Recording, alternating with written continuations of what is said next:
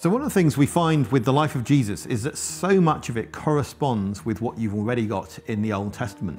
So it's not just that he does specific things which are talked about in the Old Testament, but also the pattern of his life. So if you're reading through the New Testament, the Gospels, one of the experiences you have, if you've read the Old Testament before, is déjà vu. I have seen this happening before.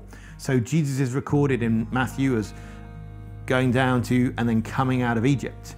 It's recorded that Herod was seeking his life, just as in the Old Testament Pharaoh sought the life of the young children.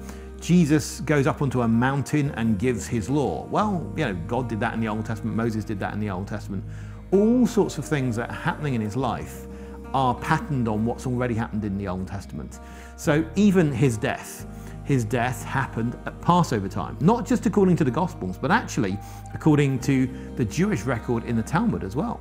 Well, the Passover time was when Jews celebrated their greatest deliverance, the deliverance from Egypt.